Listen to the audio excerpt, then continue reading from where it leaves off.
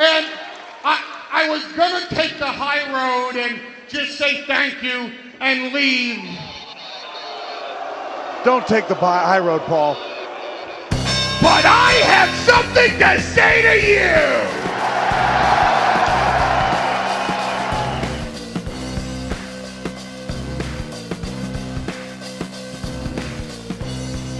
I've waited a long time to say this! I almost forgot about you! Or I'll do things differently. I make my own rules because it's much easier that way. You made a mistake by turning your back on me because I don't play no game. One more time for old time's sake! Right there so the whole world can see us! And welcome to episode 11 of Oh No Wrestling. My name is Owen. I'm with my good friend Duncan. And once a week we get together and we shoot the shit. We talk a little bit of wrestling, but a little bit about life itself as well, Duncan, wouldn't you say? I think that's, as much as we like to say wrestling is life, we do have things that we do outside of wrestling. Exactly. If for those of you who don't know, something special is really going on in Duncan's life, in all of our lives. Let's just say me and Duncan may be a little more aloof than usual because we've kind of checked out just a tad. Little bit. You see, Duncan is getting married next week, next Thursday, and a bunch of us here from Orlando are flying out to what I'm hoping I will say is beautiful Denver, Colorado. I've heard nothing but good things. And we will be spending the week together and, of course, celebrating Duncan's wedding, but also probably doing a little bit of wrestling watching and recording as well. So it'll be the first time in a long time that me and Duncan get to watch wrestling together, and also the first time for sure that we get to podcast about watching wrestling together in the same room. It's going to be so much fun. And also, this is the first time that we will have watched wrestling together since you really got back in. Yeah, no, it's a different experience now for the both of us. I think it's going to be a lot of fun. There's certain things, of course, with me and Duncan, like we don't always agree on everything when it comes to wrestling. There's certain guys Duncan likes that I don't. There's certain guys that I like that Duncan doesn't. So it'll actually be interesting to kind of see his wrath face to face instead of over a podcast or over a set of headphones or over the internet on Facebook. So we will or see. Via text through our group threads that we do live in facebook.com/ono wrestling, right? Is that right? Yeah, group/ono wrestling, but people group/ono yeah, but all people need to do is just type in Ono Wrestling into Facebook. They should find not only our page but our group. Hop in the group because, like Duncan just said, like we do live threads of what's going on for pretty much every major show. There's a couple of us in there, and we're always talking shit and talking about the group's good for random discussions about wrestling too. Like we often get into random debates that we'll bring into the show live to you here on the podcast. So right, like we're going to do right now. No, that we will do in just a few minutes. I did want to say that it seems like, Duncan, on just a personal level, before we get into the wrestling, you've had an interesting afternoon. with nature and wildlife? Yeah. I mean, you could say I am very much like Tommy Chong in multiple ways now. Okay. Not only do I smoke a copious amount of weed, but I am also the squirrel master. Yeah, so now he's the squirrel master. How did you find these? You have what, four squirrels? There's four. So it started yesterday. There was one. I went to get the mail, and at the front of the house, there's a basement window, and there's like a little decorative grate in front of it, and there was a squirrel kind of like attached to it, and he was making a lot of noise and hissing at me, and I'm like, ooh. All right, dude, cool. I tried to give him a little bit of bread. He started screeching. I was like, all right, bro, I'm just gonna go do my thing. Later on that night, didn't see him anymore. Like, okay, went about my business. Went outside multiple times.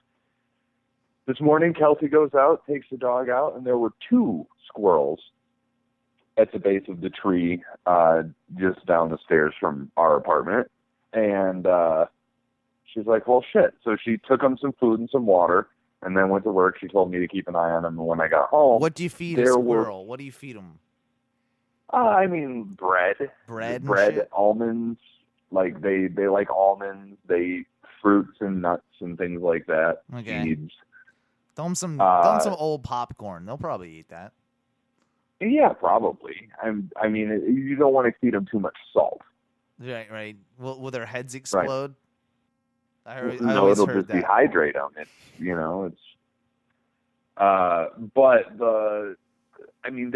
They're just big enough, I think, to survive, but they're definitely small enough that they should have their mom still. Okay. So, it's that fine line, so I'm kind of helping them along. There's 2 of them that I can, one of them that I can pet, one of them that I can pick up, No kidding. I've never picked up I never picked up a squirrel before. It's just I think, dude, they all fit in the palm of my hand. Oh, not that's collectively, but they're small. Each one is about palm size.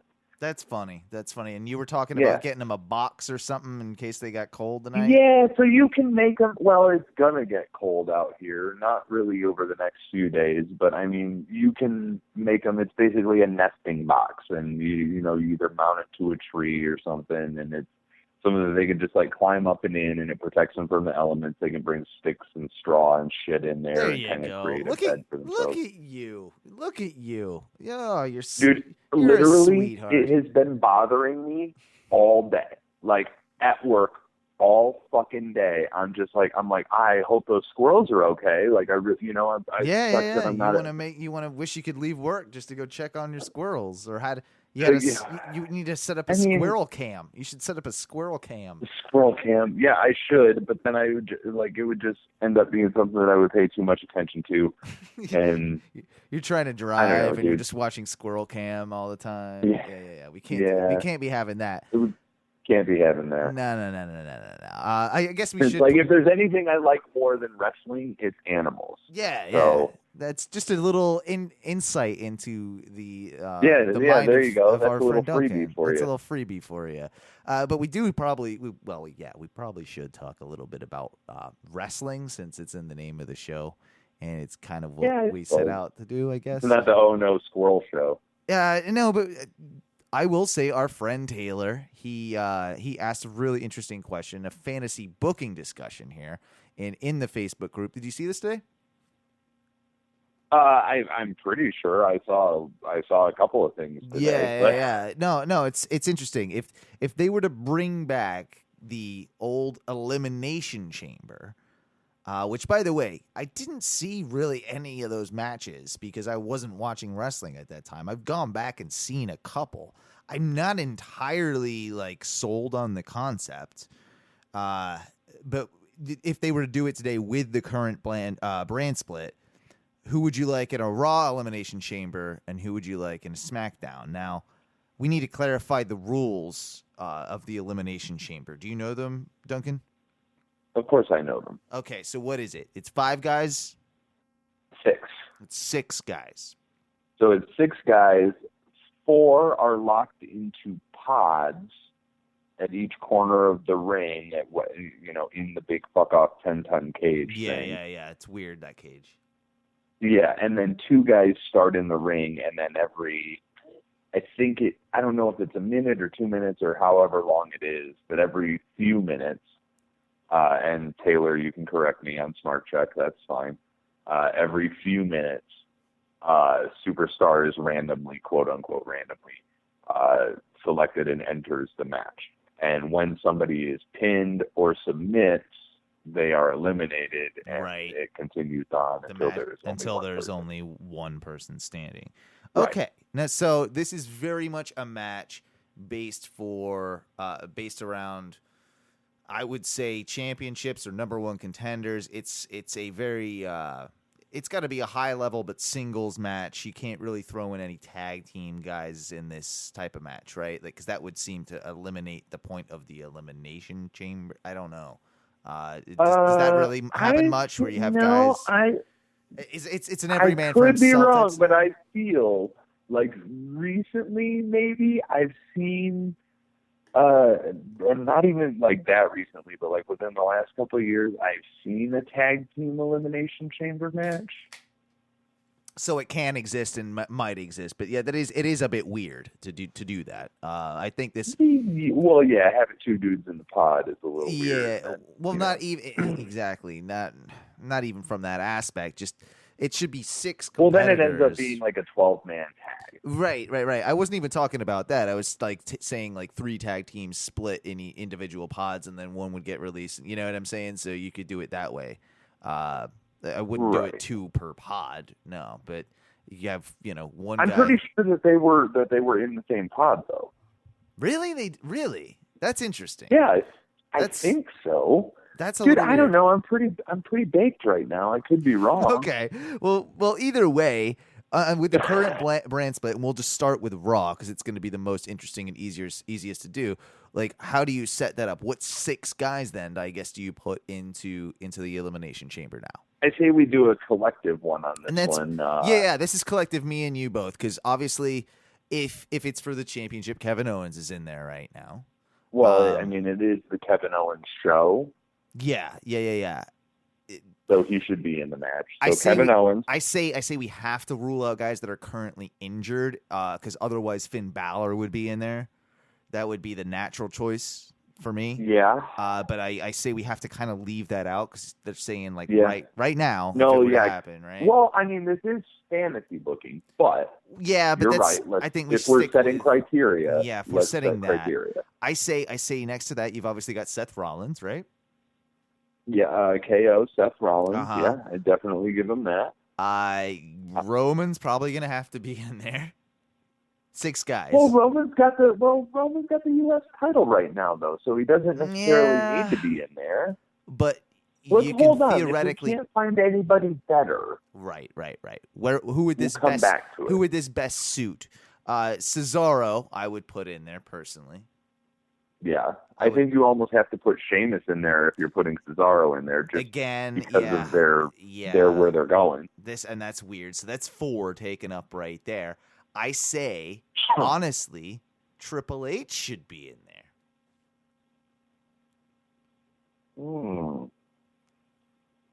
If we're talking about, Seth Rollins in a ring, KO in a ring, the current tensions with everything, and that's why I say the last one, because that would be 5, and the last one that should theoretically be in there would be like, it would be Roman. But again, with the U.S. title, that makes it a little weird. Also, Sheamus shouldn't really be in there. You can probably slip. Who would be? I was like, Sheamus shouldn't be in there. If you're going literally, if you're going by who's injured, and obviously we're going by storyline as well, then Cesaro and Sheamus both have as much right to be in there as each other. I suppose so. I just don't want to see. Now, don't want to really see obviously, Sheamus of course, you don't. I think neither of them should be in there if Finn Balor and somebody else was around either. So you can't really say that. But let's take Sheamus out.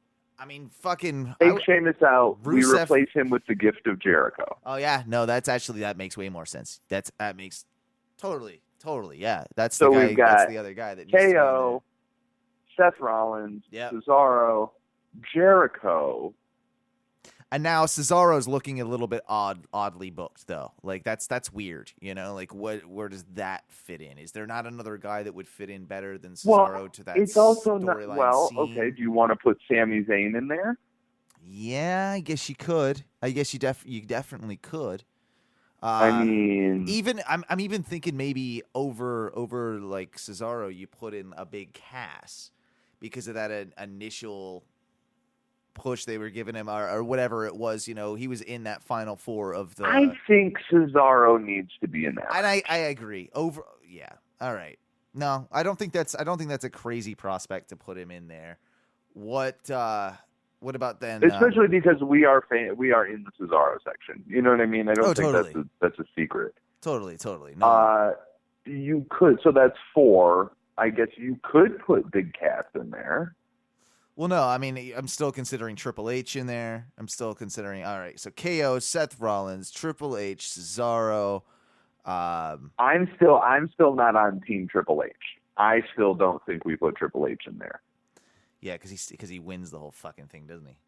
Correct, he does, and so we can't fucking do that. Yeah, so even in our fantasy booking, he will win the whole goddamn thing because that's what he you're does. Right? God damn it! That makes it more difficult though, because I don't know. No. So you got KO, you got Seth Rollins, you got Cesaro, you got Jericho. Okay, so that's 4. So, all right, well, you want to? Roman kind of needs to be in there, but then again, we're back to Triple H because Roman's gonna fucking win it if he's in it. Well, right, and once again, he already has a championship. He needs to not be eligible all right, for so it. we knock him out. God damn it, Finn, get healthy. I mean, you put Sami Zayn in there. That would work. And Big Cass. Yeah, and then Big Cass is the odd man out, but yeah, you've got Big Cass in there for your 6. That's not a bad match. I'd watch that match for sure. It would definitely be entertaining because so many of those guys have chemistry together. And it literally, with the exception of Cass, is like the fucking Indies wet dream. Okay, so just to follow up, the guy that suggested this, his suggestions for Raw would be KO, Sami Zayn, Rusev, Seth Rollins, Cesaro, and Finn Balor, which we kind of ruled out. So pretty damn close. Right. Rusev. I'm glad I didn't read any of that prediction. No. I literally saw the headline. And what about then if we did the same thing over on the blue brand, man? I guess we could put Rusev in there, but like Jericho, Rusev, I'd rather see Jericho. Yeah, I'd rather see Jericho in that match, honestly, because you got in that match, not even win, but in, not win. Yeah. Part of me still feels like he's got one championship left in him, though. Part of me still feels like they're gonna give him one more before the end. He's just so good. What is he? Is he 9 times? Is he 9-time champion? He's insert fucking smart check reference here. Right. Exactly. But yeah. By the way, everybody, we do have. I'm going to go ahead and fucking plug it on the goddamn show. Okay, fine. I will. So every time me and Owen fuck up, Taylor wants to slit his wrist. Taylor is a part of the Oh No Wrestling universe, just like everybody else listening to this is. The difference is that he literally records a show every week telling us what we fucked up on. Exactly. So if you can find that, is that a YouTube exclusive? It's a YouTube exclusive thing currently. I'm thinking about maybe adding it to the podcast realm. We'll see how it goes. He's only done one, Duncan. You say every week. I mean, but we got to. Hey, he's going to do it every week. I'm putting him on blast right now. He's going to do it every week. And they're pretty interesting. But essentially, yes, you can check it out on our YouTube channel at Oh No Wrestling. We've also got all the podcasts up there now. We're gonna be putting a lot more content up on that side of things. That's actual video content. But right now, we're just putting podcasts up there as well to kind of get the brand out there. But at the end of the day, it's a way for you to check out the Smart Check with Taylor, and he's basically gonna for 10 minutes tell you all the shit that we got wrong in our podcast. So and why he's better than us. Yeah, and why he's better than us, and why exactly. Do you want to then move on to the Smackdown Elimination Chambers? Yeah, I think we definitely do. Obviously, we got to start out with the champ that runs the camp. I mean, that's right? You have to. No brainer. This one's to put AJ in there. This one's gonna have to be. This one's kind of easy because there's only 6 stars on the roster, so you just put them all in a match. You've got obviously Cena's in the match, right? I mean, do we put it? I guess. I don't know. It depends on if Cena goes away again after this next pay-per-view. Okay, that's fair. That's fair. You know what I mean? Like it really is kind of dependent on that. If he wins the championship and he's around for a little bit, yeah, obviously we put him in there. So Right. which universe do you want to live in? I'm going to live in the universe where John Cena is wrestling more and is is doing what John Cena does. And takes the, like, because my prediction is the only way he's wrestling more is if he takes wins that triple threat next week. Right. I mean, I guess we'll see. It's maybe a little too early to tell. So we'll leave Cena as kind of maybe a wild card out of there in their type situation right now. We'll leave him as a potential fix. Yeah. So you got AJ, you got Dean. Orton's, AJ Dean, obviously. Orton, maybe? I know, we don't want to say it, but no. At the same time, fucking Lesnar's name wasn't mentioned in the Elimination Chamber. So no, but Bray Wyatt. But Bray Wyatt for sure. So we've got 4 there. That would be 4. Yeah, because you don't want to put the Miz in there. No, he's got the IC championship. Yeah, that would be dumb. I mean, even though it would be cool to see him, I think, win that belt. I think the only way it would be cool is, I think it would be cool if that's where he's going. You know what I mean? Like, he's going to hold the IC championship until he's like, no, I want that one. Let's think about who else they got. They got guys like fucking Kalisto. They got goddamn Heath Slater. Baron Corbin is over. I suppose Baron Corbin would they would put him in that match. Yeah, they probably would. And then would they put Smiley in that match? They wouldn't put Smiley in that match. That's so.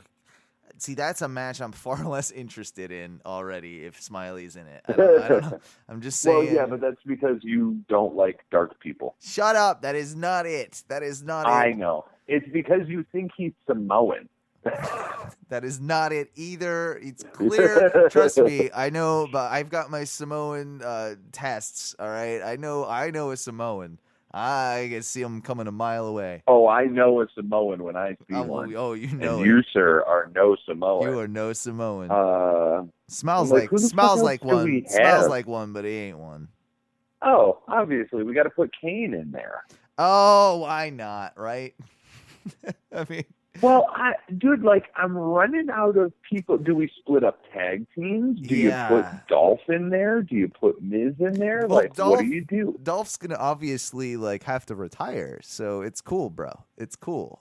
Dolph's going to obviously retire. Obviously, Dolph is retiring this weekend, or whatever it's the week after next weekend, yeah.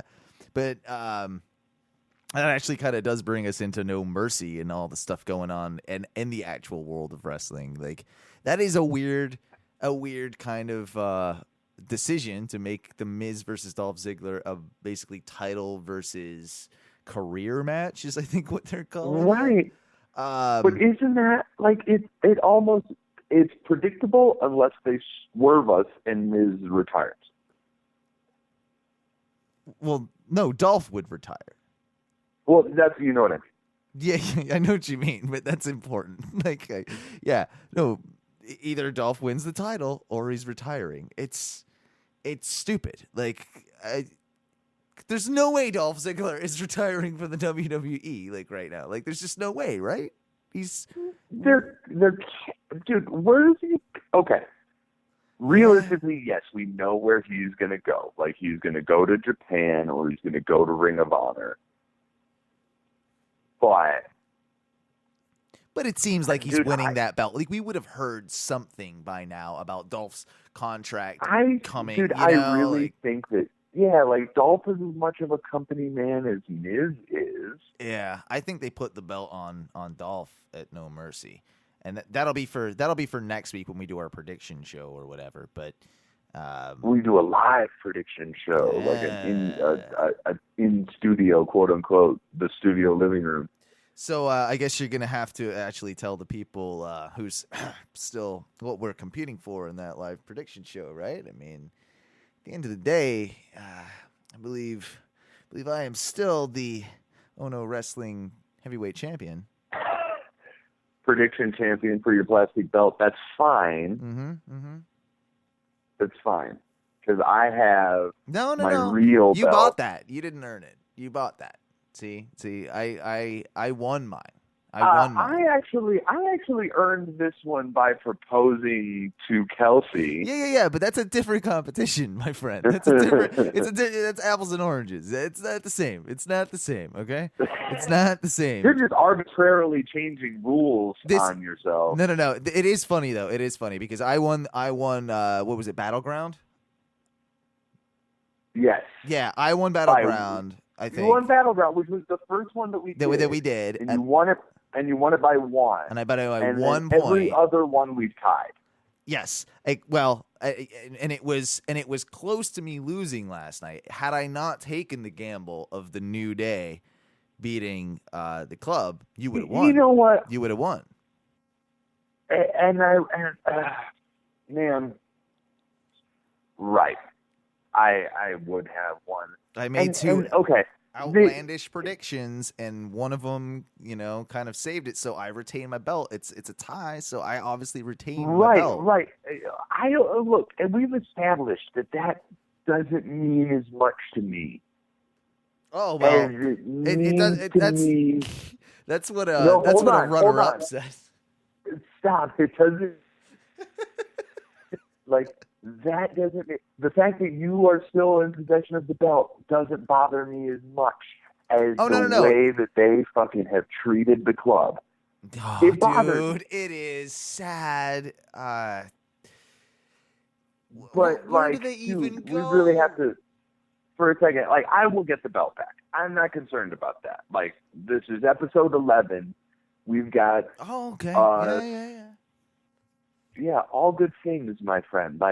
We need to establish the lineage of the Oh No Wrestling Championship. Well, this is where it starts, right here, right now. Do we count wins, losses, and ties, or is it just whoever holds the belt, my friend? Because if it's another tie, I still retain. Goes to my record. Are we adding up who won? Because it's still technically then 1-0. If anybody is adding up who won, it's either you or Taylor. I don't care. Fair enough. But no, the whole club thing is really it's tragic. It's tragic, man. How do we deal with it now? Because is it salvageable? That is an honest question. I think it is. I think it is. And you know how I'll tell you how I think it's salvageable, and then you tell me how you think it's salvageable. Please. Because I think that it's pretty easy. I think you have them go mean, but you have them go all the way to the bottom of the tag team division and start just beating the ever-living shit out of people. The way that they ran roughshod over the New Day at the beginning of that match, at Clash of Champions, that match, the way they came out was oh my god, they're gonna really win this match. They're here, they're not playing around. They came out and it was awesome. That's what they need to be doing week in, and week it out. Looked real convincing. It did. It was fucking that's the best they've looked in the WWE. Exactly. And that's what we need. I need to see them. And I don't care if they're jobber teams like the fucking Shining Stars or two random local talents. I don't care. I just want to see them handily destroy people. Yeah. No, and I want it to be there. I want the whole storyline to be that's what these guys do. That's what we do. Yes, we beat people up. You save them. We beat people up. That's what we do. We beat people up, and we beat people up handily. And we will come for those titles, and we will take the titles. Yeah, it's going to take a little bit. I think they can still they're panicking. I think WWE right now with them because they knew that they could be funny guys. They threw them in the comedy thing, and now they're just kind of oh, that didn't work. But it's no. Let them beat people up for a while. They can still do the comedy shit later down the road. It will happen. Yeah, they just have to pepper it in. They have to not be overtly. It doesn't need to be the center of their gimmick. Their gimmick still needs to be that these guys are badass tough dudes. They can't be they can't be in doctor's coats every night of the week. Like it's No. fine once. It's not fine when you stretch it out the way it was stretched out. Like that's the problem. Overall, obviously, just want to talk. Well, a and quick hold bit. on before Go we ahead. Sorry. we get like real quick, because I have a feeling that they're going to keep those titles on the New Day until they surpass Demolition's record of 478 days. I think you're absolutely right, and I think that was sort of my logic going into, predicting that they would win that match, and the amount that they now have just said those words, breaking the Demolition's record, and like how many times they've said, like it's like 60 something more days or something like that. Like it's not an incredibly at this long point, it's length like of another time. 2 months. Yeah, it's like 2.5 months, something like that. Yeah. And yeah, that will be the time, like they'll eclipse it, and they kind of deserve to, like I love the New Day. I think they deserve that. I think they actually do. And that's crazy to say in this day and age. Whether they deserve it or not, like I think they're great. I can't believe that it's been this long that they've had those titles. Like it's like, what, really? It doesn't feel like that long. A lot of people, I think, are getting a little tired of the shtick and going a little sour on them. How do you feel about it? Because I'm cool with it still. I'm still cool with them being faces. I don't think they need a heel turn yet. I don't think that it'd be weird at this point. I mean, and that's what was weird, I guess, about the finish at Clash was the whole trombone Francesca to the face, Like that was a very heel move. Yeah, that was for a very face. I mean, it was a total heel move. Like there was that was 100% heel move, and I look. If I like the New Day, have no, I'm not too sour on the gimmick. I just think can I get a new? You know what I mean? Like with it, it is feeling a little like it needs a bit of a refresh or something. It's a little bit stale. Yeah. I'm with you. I think ultimately they will survive. They will. I don't think they're splitting them up anytime soon either. There's a lot of talk of that. I don't think that's happening.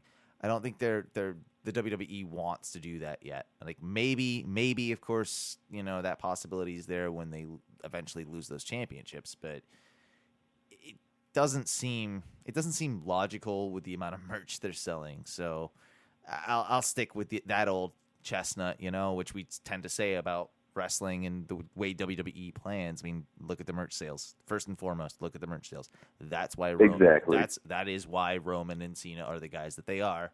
And that's also the reason, like, the New Day, kids love the New Day. Kids love the New Day.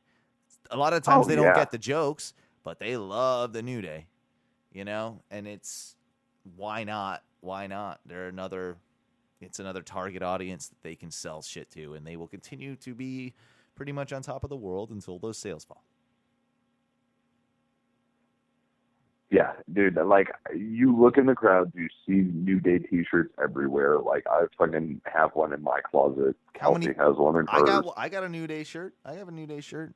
Exactly. We have the same New Day shirt. Yeah. How many unicorn fucking horns? You still see them everywhere in the audiences. Dude, everywhere. Yeah. And bootios and dude, it's still super popular. And until people start being like, no, we don't like it, it's going to be there.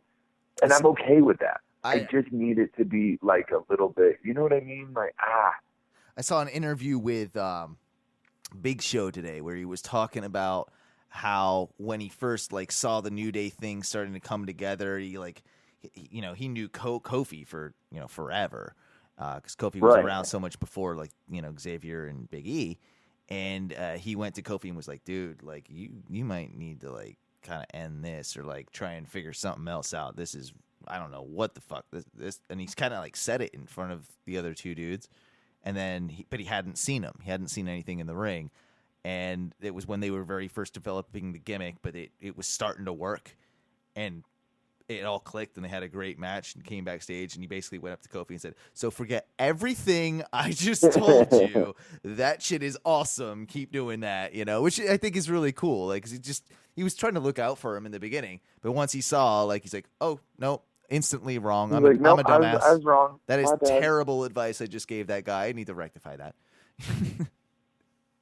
Yeah, but I like that Big Show is the kind of guy who will immediately be like, "Nope, I was totally wrong. Let's."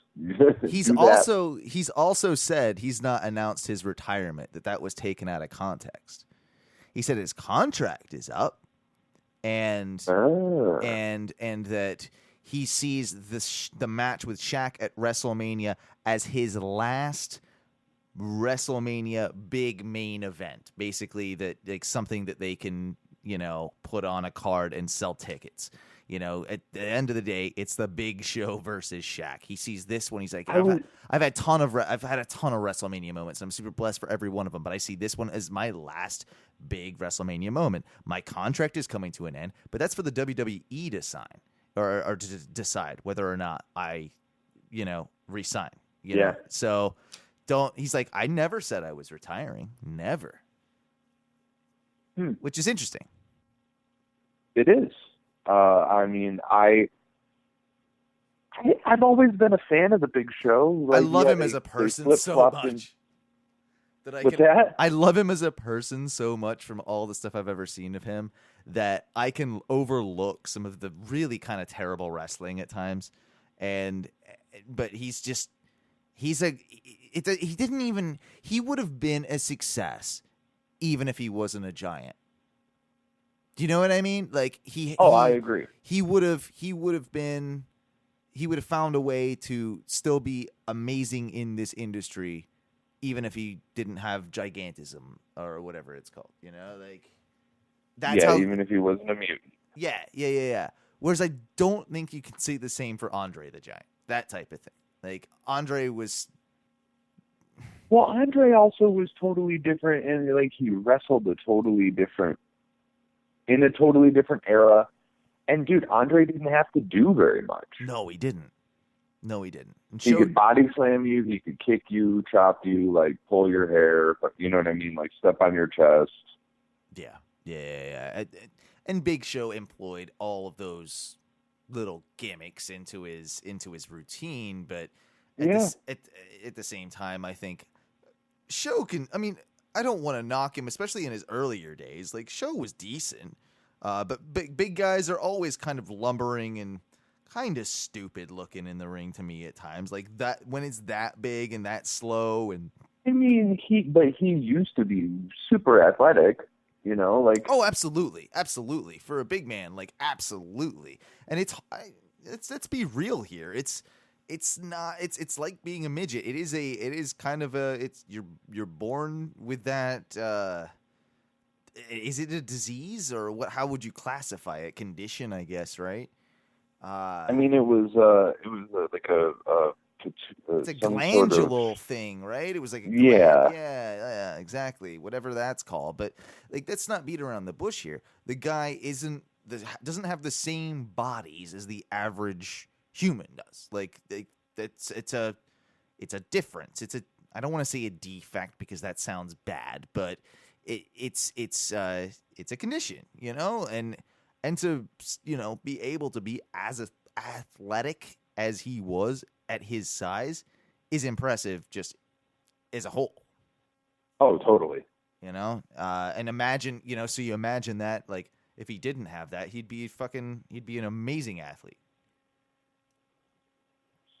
I think that we will never know, but I know for a fact, I will tell you this, that my eye comes up to the Big Show's nipple.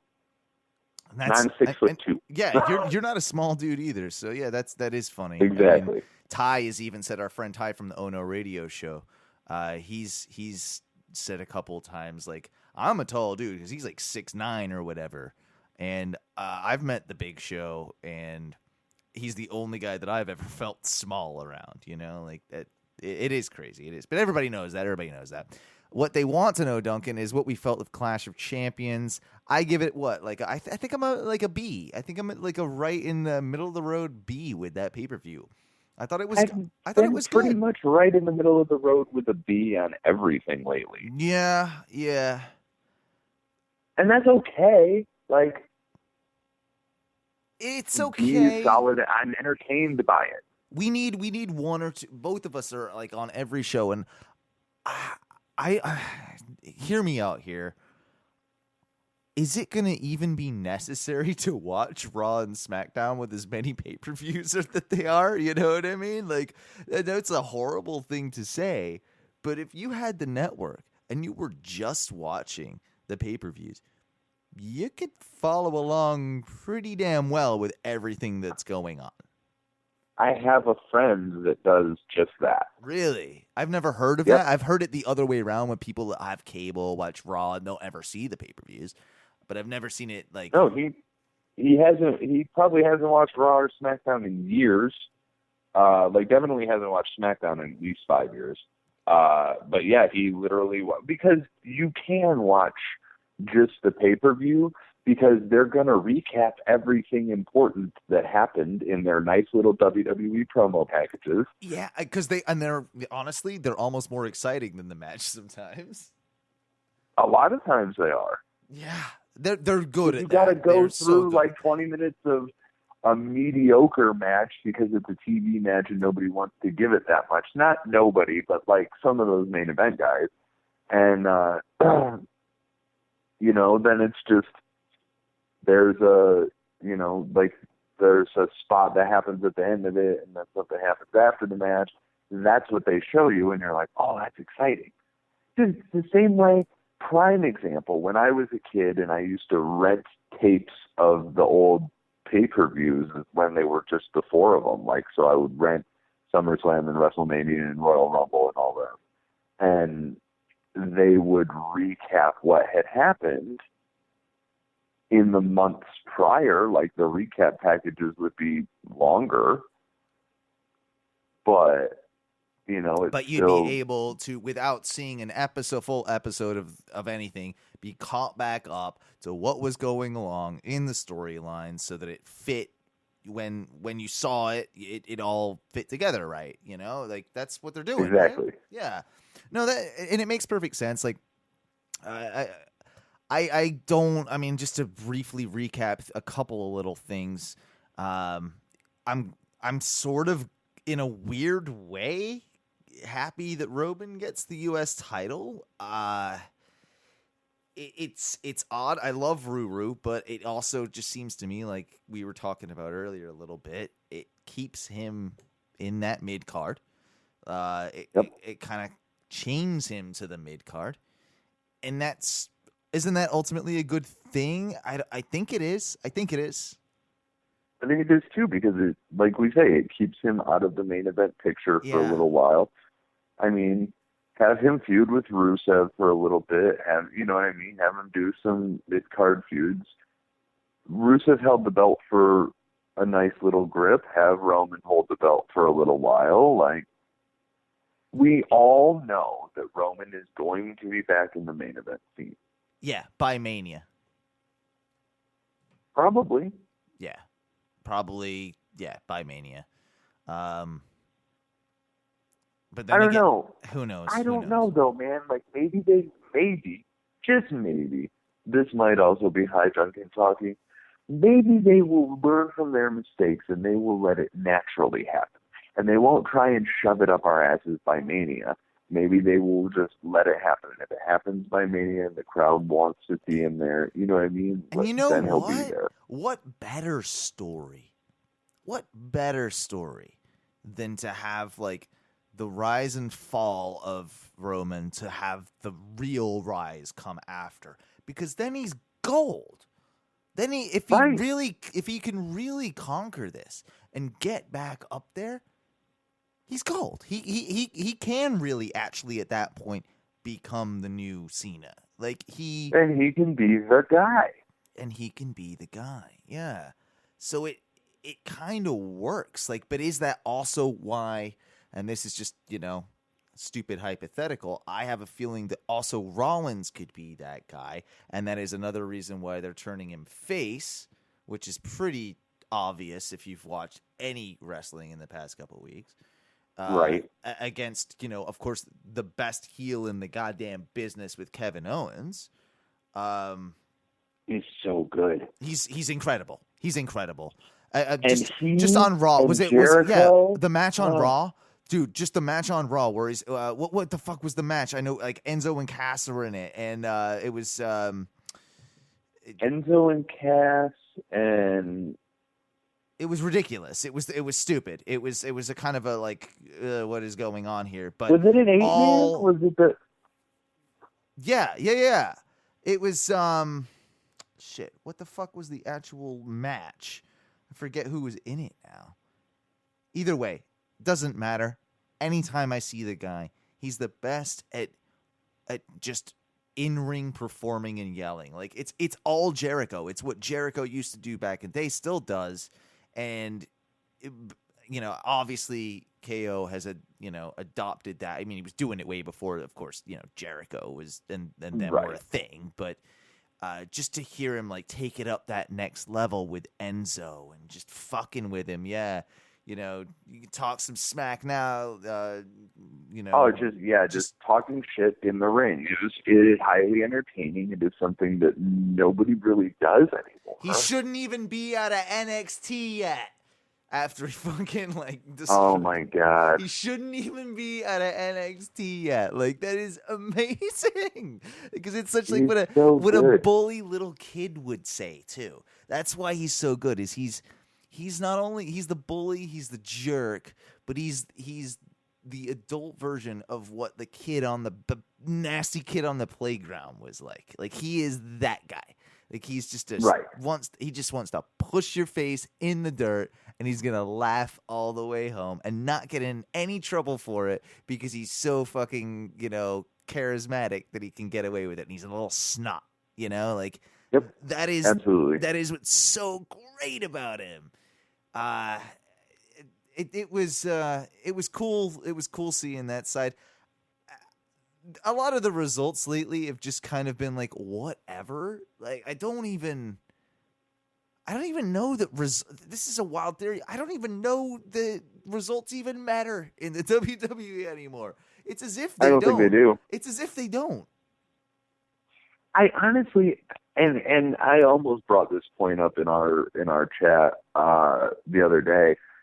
I don't think wins and losses actually matter anymore. I don't think they do. Because no one remembers. No one remembers. Well, all you got to do is wait 2 months and it's wiped to their brains. And nobody keeps a record anymore. There is an official record somewhere, but realistically, nobody's keeping record of, who wins, who loses. The storylines are what's important. The matches help propel those. Case in point, you've got John Cena commentating on the SmackDown Live's main event, AJ Ambrose, and in that match, he says a line where he says, basically, show me a man who's beaten me twice, and I'll call you a liar type thing. They might get me once, but they never get me twice. Meanwhile, he's commentating on AJ Styles' match, who AJ in the last couple of months has beaten him twice. What? Dude, Cena, you've forgotten now. Have you really forgotten what? Dude, what happened? Is it our job? It's our job now. Literally apparently. believes LOL Cena wins. A couple other things. I mean, honestly, I was a little in and out of both Raw and SmackDown. My cable was out at the beginning of SmackDown, so I missed 90% of the show. Raw, I was kind of even in and out, a little bit in and out of. I saw that Triple H kind of picked up Stephanie, and that was a big thing. Okay, I guess. It shows they're in cahoots, but not, Steph's going to turn heel. Okay, whatever. Is that what's going on? Sure. I don't know. I don't, and also, I kind of don't care. highlight for me was I actually liked the T.J. Perkins Brian Kendrick match on Clash. I thought it was a decent match. I liked the intro music. I like T.J. Perkins' intro music. I'm gonna go ahead and say it. I think it's solid. I think it works for him quite well. I'm not sure still about Brian Kendrick because he just looks like he's from Trailer Park or Lieutenant Dan. He looks like Lieutenant Dan. He's got no legs. Yeah, he's pretty Lieutenant Danish, that's for sure. But I was happy with the way they at least are, or at least trying to, like, in the early stages, develop a story, identify these cruiserweights as not just guys that do cool shit in the ring and spot fest type action. No, they're taking the time to try and develop them as characters, as individuals, and develop stories. And as cheesy as I think, like, Kendrick's, TJ Perkins, I'm going to shake your hand for a good match. Now I'm going to be the heel. I'm going to headbutt you. As cheesy as an old school as it is, I didn't mind it. Like, because now at least there's something going on with a story within the cruiserweight division, and that's how you get things moving. That's how you at least give these guys the respect they deserve, and to develop an actual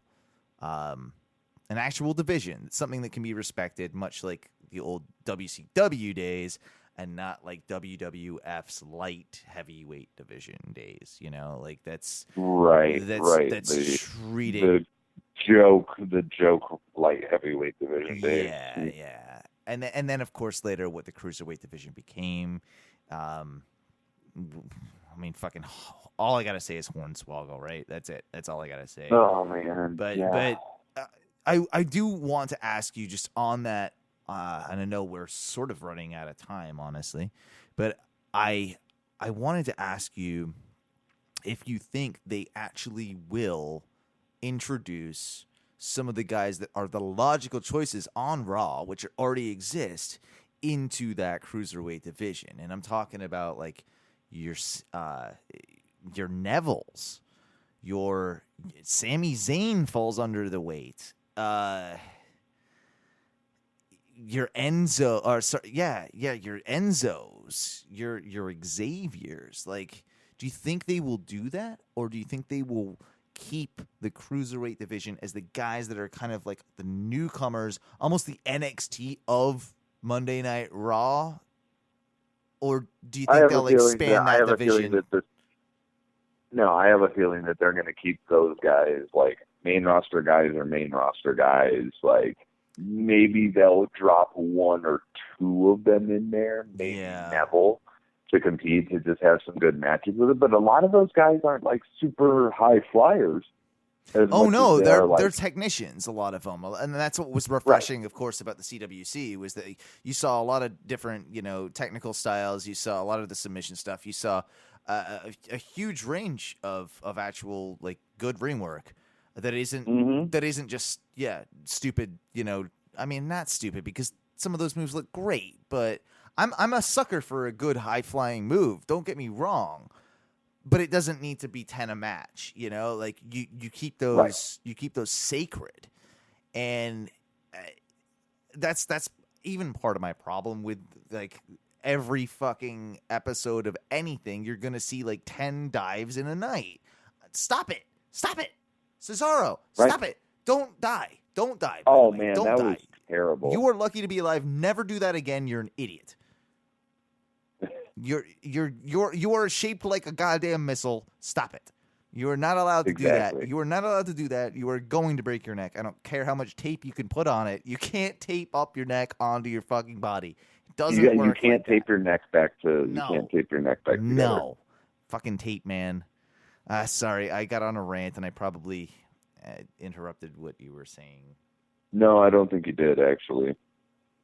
Speaking of high flying coolness, though. Charlotte's moonsault was badass. Talk about like the double on both Sasha and Bayley. Oh yeah, that was incredibly well executed. That's one fucking like bit off on that, and she's either hurting or she's hurting somebody or herself. Like that one was right, it dude. No, it could have been real bad. And she gets some good height on her moonsault. So just, I don't know that I love the women's division of any of the shows. Raw's definitely better. Charlotte, she's really warmed up to me. I think she's pretty fucking good, dude. Yeah, I think she actually is good. And I used to just say, oh, it's because of the Flair thing, blah blah blah. No, she's good. She's really good. I agree. And that's the thing is the women's divisions between Raw and SmackDown are just like fucking night and day difference. Yeah, there's not even a comparison. I mean, we have Alexa Bliss just randomly running into Becky Lynch and, fucking like, oh my God, here we go. They're doing the Harlequin thing and here she is attack. Like, this is not interesting. No one cares. At least but they're not doing the Harley Quinn thing. Like they're making her look like it, but they're not really having her. No. No, I didn't mean it that way. It's a look thing. It's like a cosplay thing or something. Like they're trying to play on that whole. She's trying to play on that whole gimmick. I get it, but she's just a dick. She's just a dick. Like that's all it is. Yeah, I know, and I love it. And that is good, but does anybody really care about any of that? I don't. Probably not.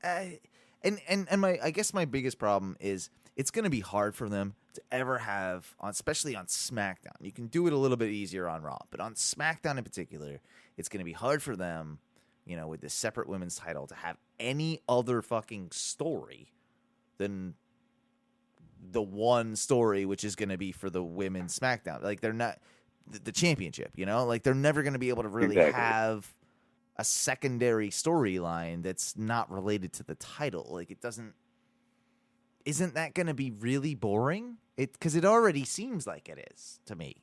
And I don't also get this internet wrestling community. Explain to me. No one's really explained to me why everybody is saying that SmackDown Live is the better show of the two shows. You're fucking high. If you're the guy that thinks that, all right, what do you got? You got The Miz and AJ Styles. That's what you got. Your show is not anywhere near as solid or have the potential as the flagship show, like they have called it from the beginning, that is Monday Night Raw. It's ridiculous to even compare the two on a week-to-week basis because, honestly, SmackDown is a weaker product. We have to. It just is. I'm astounded at the amount of people that are saying the absolute complete opposite. That SmackDown is way better than Raw. It's by far the better product. I can't disagree with you more. Like maybe it's less of the stereotypical WWE product, but the better product? No. They put out some shit. There has been. But you know what though?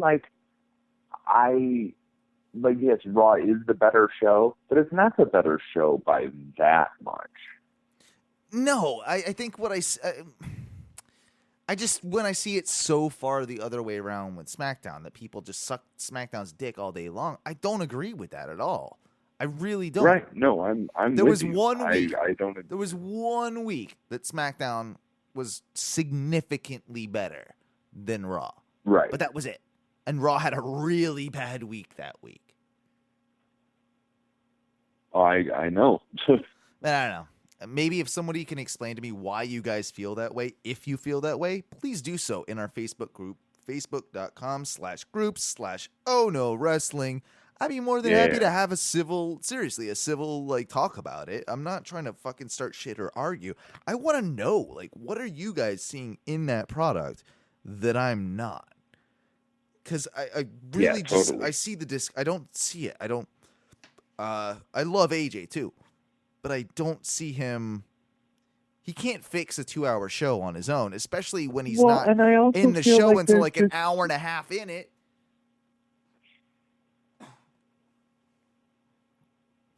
where do we go from here, Duncan? Do we just we got to talk a little bit before we get out of here about TNA, right? About about what could potentially be the WWE's next acquisition. Yeah, it sounds like it, right? I mean, it sounds like they're really the only fucking viable option, to be entirely honest.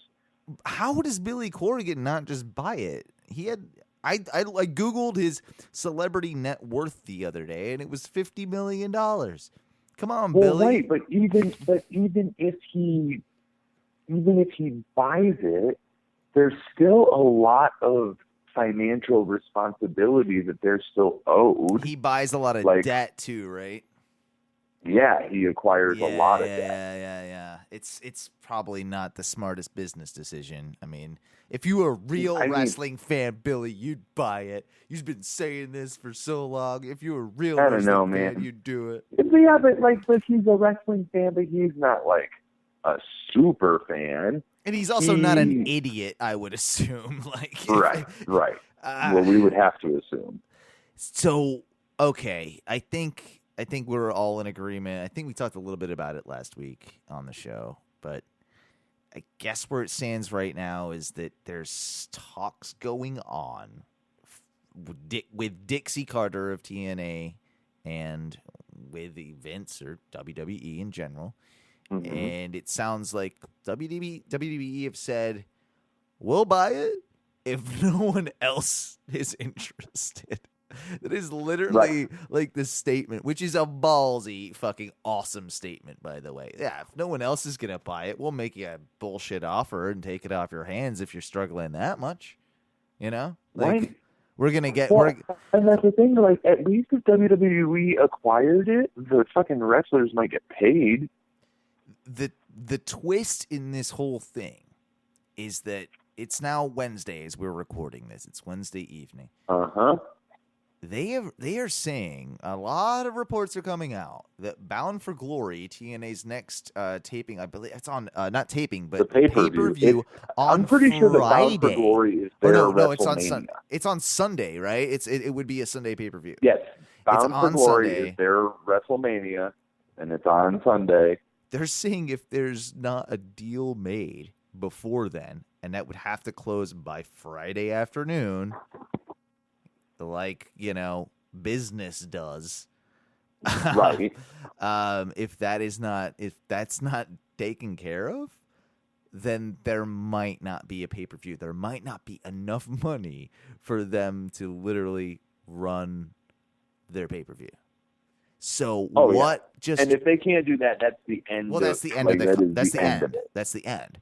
Now, I'm not saying that by any means, if Vince buys the company, he will run TNA as a separate organization. That would be foolish. He wouldn't do it. He would have no interest. He would shut it down. But just for one time, to do what a business move it would be if last minute he swoops it up all of a sudden. TNA for what its last show, its last ever pay-per-view, its last ever show, its last ever anything is on the WWE network as the one-time only thing. It would be the most brilliant business move he could ever make. Because he would have... No, it would not be. The most brilliant business move he could ever make, he already did when he bought TN, or when he bought WCW and then ECW. Yes, but at the same time, he doesn't need the time slot they have, so he's probably going to absolve that contract at some point or just put WWE content on there until that contract runs out. He gets to acquire the full video archives. That would be a waste of WWE content unless he's literally just putting superstars on there. Yeah, that's what he would do. We've had the conversation before. It's impossible to watch TNA even if you fucking want to. So it really is. So who cares about that side of the deal, which I think a lot of the money is surrounding it has a national TV contract. No, it really doesn't. It kind of not really does. Because no one has that fucking. It's got maybe a regional contract at best. No, it's whatever your cable package and whatever. My shit doesn't have that. And no. Dude, yeah, exactly. My shit's good and I don't have it. Right, exactly. Like that would be a super premium option to specifically order this bullshit channel that I'm never going to watch anything else on anyway. Right, and I'm not even going to watch it all the time. Yeah. So, and they've never had a legal downloadable source for their stuff, which has been their biggest problem, because you know what? Right. If you threw at me like a $5 a month for TNA, everything, it might even work. Like that might even, as a business model, be better than what you're doing, and you probably would reach more people. Yeah, but I mean, they'd make more money, but it would still lose money on that. Like they don't have the value that WWE has for $10 a month. That's what they've got their. That's what I'm saying. Though, but they don't even have the. But they like that's the thing is WWE makes it worth it. TNA, it wouldn't. I don't think it'd be worth it. It will be worth it if WWE absolves it, but then again, I don't want to see another wrestling promotion go under. I think we're all in agreement there. It's still sort of bad for wrestling. Like, as big a fans as we are for WWE, it does suck to see another, like, somebody that for a little while looked like they might be able to legitimately compete with the big dog. And right, for a minute they actually had a chance. They had a chance, but that chance is long gone. And and I would watch on Sunday if Bound for Glory hit the WWE network. Would you not? I will not, because I will have way too much other shit going on. Yeah, I would watch before my flight the next day. But apart from that, regular day of the week, Duncan, you would watch it. Right? I would just out of curiosity, you would turn it on. I would turn it on. Yeah. Okay. And I would see how terrible it was. Totally, I suppose is really what it would have to come down to for me. Like I would turn it on, but if it didn't gravitate me, I would be like, no, I'm done. You know, like if it was just like, oh, this is really, really bad, I would just fucking not even care, dude. I won't even lie. Like if it's that bad, I could not be fucking bothered less. No, I'm right there with you. One last thing, and then I think we'll just get out of here because I'm tired. I don't know about you. I'm tired, and I got things to do as well. What do we got, jobs or something? Yeah, well, dude, I don't even have to work tomorrow, but I'm tired, and I need to go. I'm trying to get into full vacation mode. Trying to get out of all this podcasting bullshit so I can I got 2 more shifts and I can fucking survive. I swear I can do it. Yeah. But maybe you could answer me this. I got no clue really exactly how this works, but again, we talk about Taylor all the time. He's like our back scene producer, you know. He's like behind the scenes, helping us. Basically, backdoor producer. Yeah, but he's a gay guy, and he gets to basically fuck me so that I, talk about him on the radio show. Yep, I'm a whore. That's what it is. We're aware. We know. Well aware. God damn it, I need the notes. I didn't watch as much as I should have, so you're gonna have to fill me in, and he fills me in all the ways. So he literally fills you in. You know how he does. What the fuck am I even talking? Get out of here. I don't even know. No, I wanted to just point out something that he said to me or made this point. I had no idea this was even a thing. This is wrestling news, but I guess Finn Balor had stem cell injections is what he's saying. Stem cell injections to try and quicken his recovery. Do you know anything about how the fuck does that work? Stem cells, bro. It's like magic, but dude, you get them from aborted fetuses, so we can't have them. Do you just sprinkle them on like fairy dust? Just throw some stem cells on. No, yeah, it's like a bowl topper. It's just like when you put bubble hash on your bowl. I get it now. I get it. So he just literally puts it on his shoulder. Well, I mean, they have to cut him open and put it in there, but. That is weird as fuck, though, right? No. It quickens the recovery process. Stem cells, look, this is not the podcast to talk about stem cells, but they're fucking amazing. and we should be. We should no, have we more support use them. of them. I'm fully supportive of stem cell like research and all the technologies that come out with that. I had no idea it was really being used like that to quicken recovery time and that type of thing. When you got Vince McMahon money and you want the Demon King back on your roster. Yeah. Dude, you watch him. He's back in the fucking Rumble. Wins the Rumble. Like, I would love him to be back in the Rumble. He's got that that would be stem cell. fantastic. Like, what if we do have a new Super Cena? What if we do have Super Finn Balor that can, bounce back from injury and just come back and win a Rumble and then have a title reign? Hopefully he doesn't get fucking injured a whole lot more. Nah, he's gonna be good. To... He's gonna be good. I can sense it. I can feel it. Right.